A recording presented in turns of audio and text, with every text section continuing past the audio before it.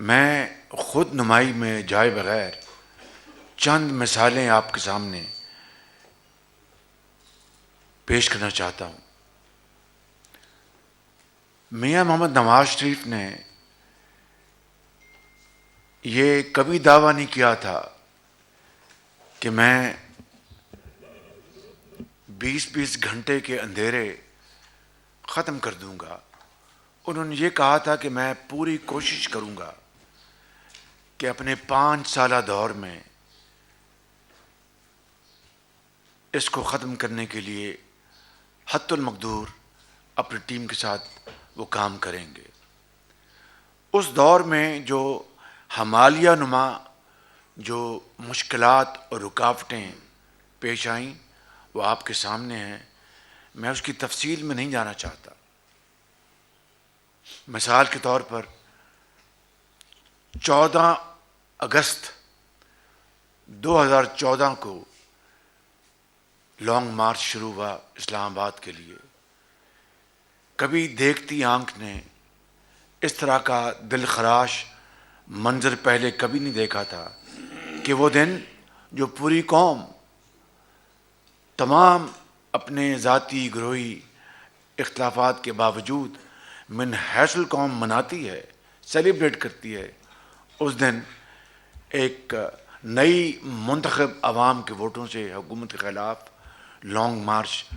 وہ نواز شریف کے خلاف نہیں تھا، وہ اصل میں پاکستان کی ترقی اور خوشحالی کے خلاف لانگ مارچ تھا۔ پھر جو کئی ماہ پر محیط دھرنے اسلام آباد میں ہوئے وہ آپ کے سامنے ہیں۔ تا وقتے کہ ایک دل خراش اور پوری قوم جس سے اشکبار ہو گئی، 16 دسمبر 2014 کو جب اے پی سی کا واقعہ ہوا تب وہ دھرنا مجبوراً ان کو ختم کرنا پڑا۔ یہ جو وقت ضائع ہوا قوم کا، یہ کس کے ذمہ تھا؟ اس کے باوجود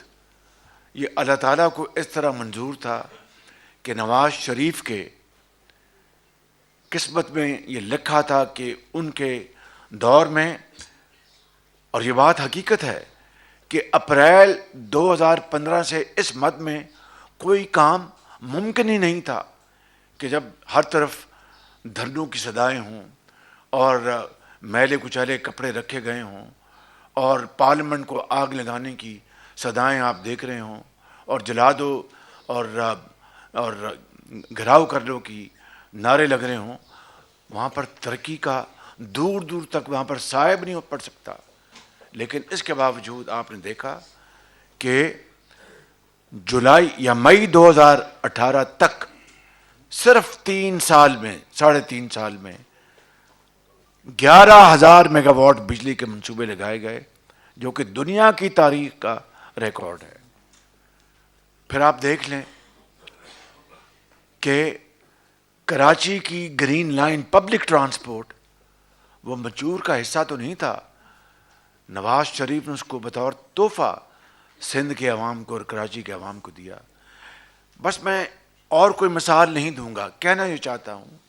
کہ منشور سب پیش کرتے ہیں، عمل کوئی کرتا ہے۔ اور میں ایک جنرل بات کر کے آگے بڑھوں گا کہ تعلیم کے میدان میں جن لوگوں نے تعلیم اور علاج کے لیے وہ کچھ قوم کو بتایا تھا اور اس میں وہ چیمپئن بنتے تھے، انہوں نے اپنے صوبے میں اس 10 سالہ دور میں کیا کیا، اور نواز شریف کے دور میں جہاں پر ان کو مینڈیٹ ملا تھا وہاں پر کیا انقلاب آیا، وہ آپ کے سامنے ہے، میں اس کی تفصیل میں نہیں جاؤں گا۔ صرف ایک مثال دوں گا کہ پی کے ایل آئی جو کہ گردوں اور جگر کے امراض کے علاج کے لیے اور پیوند کاری کے لیے نواز شریف کی لیڈرشپ میں 20 ارب روپے کی لاگت سے وہ مکمل ہوا، اور اس میں مجھے کہنے میں کوئی باک نہیں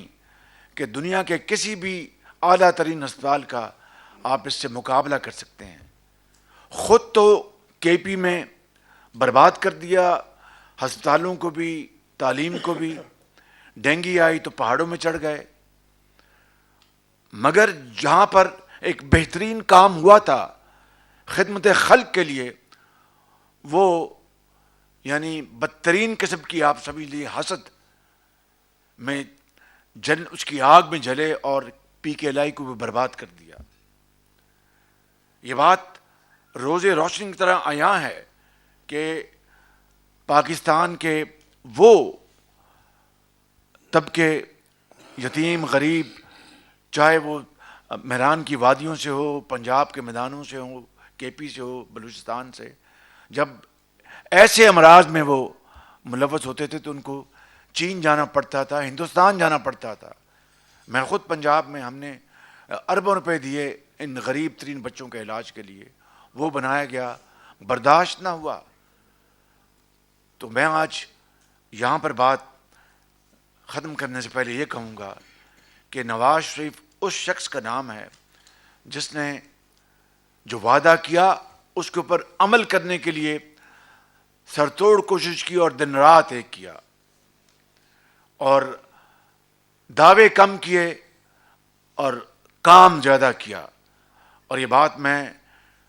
آپ دانشوروں کے سامنے بڑی عاجزی سے کہہ رہا ہوں. آپ سے زیادہ کوئی اس بات کو بہتر نہیں جانتا. آپ ہر چیز کا تیا پانچا ایک سیکنڈ میں کر سکتے ہیں. خلاصہ یہ ہے، خلاصہ کہ ابھی جناب قائد آپ کے سامنے گفتگو فرمائیں گے کہ اس منشور کا خلاصہ یہ ہے، 3 چیزیں، کہ ہم نے پاکستان کی نوجوان نسل کو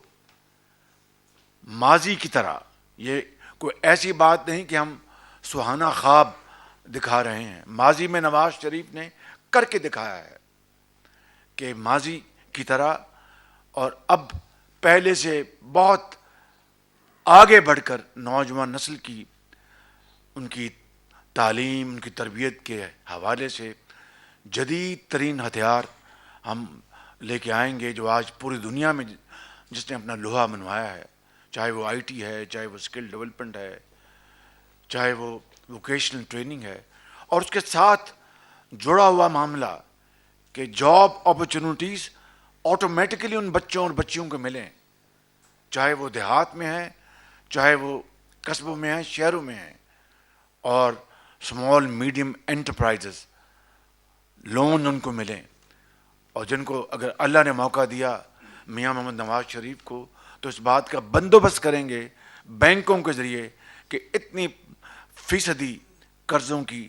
جو ہے ترسیل ان بچوں اور بچیوں کو ملے گی دیہاتوں میں اور شہروں میں اور قصبوں میں، تاکہ جال پھیل جائے اس ملک میں کاٹیج انڈسٹری کا. دوسرا، جو ہماری جو زراعت ہے، یہ آج بھی پاکستان کی معیشت کی ریڑھ کی ہڈی ہے، اور اس میں جتنا بھی نواز شریف نے ماضی قریب میں، ماضی بعید میں کام کیا، وہ آپ کے سامنے ہے. کس نے سستی کھاد مہیا کی تھی پاکستان کے کسان کو؟ کس نے بجلی کے ساتھ چلنے والے ٹیوب ویلز کے لیے سستی بجلی مہیا کی تھی؟ تفصیل میں نہیں جا رہا، مگر آج جس بات کا ہمیں عہد کرنا ہے کہ دنیا زراعت کی ترقی میں جہاں پہنچ چکی ہے، ہم اس کھیل میں بہت پیچھے رہ گئے ہیں، اس سفر میں بہت پیچھے رہ گئے ہیں. اس کی وجہ یہ ہے کہ آج ہماری ریسرچ سینٹرز، آج ہمارے جو ماڈل، جو ٹیکنیکس ہیں، ان کو ہم نے نہیں اپنایا، اور دنیا ہم سے بہت آگے نکل گئی. اور آخری بات میں بات کر کے ختم کرتا ہوں، وہ یہ کہ نواز شریف کا منشور کا اہم ترین حصہ یہ ہے کہ قوم کو جوڑنا، قوم کے زخموں پر مرہم رکھنا. یہ اپنی ذات سے بالاتر ہو کر، اپنی انا سے بالاتر ہو کر، پاکستان کے وسیع تر مفاد میں اپنی ذاتی اختلافات کو بھلا کر قوم کو اکٹھا کریں. یہ جو زہر گھولا گیا ہے اس معاشرے میں پچھلے 5 سال میں، یہ ایک ایسا زہر ہے کہ یہ آرام سے یہ ختم نہیں ہوگا. اس کے لیے بہت زیادہ دل کی اتھاہ گہرائیوں سے کوشش کرنی پڑے گی، اور انشاءاللہ یہی میاں نواز شریف کے منشور کا ایک بہت ایک اہم ستون ہے ان الفاظ کے ساتھ میں جناب عرفان صدیقی صاحب کو مبارکباد پیش کرتا ہوں، ان کو شکریہ ادا کرتا ہوں کہ انہوں نے بڑی ارق ریزی سے یہ منشور ترتیب دیا، اور تمام سب کمیٹیز کو میں ان کا شکریہ ادا کرتا ہوں کہ انہوں نے بڑی جاں فشانی سے اس منشور کو انہوں نے بنایا، جو آج انشاءاللہ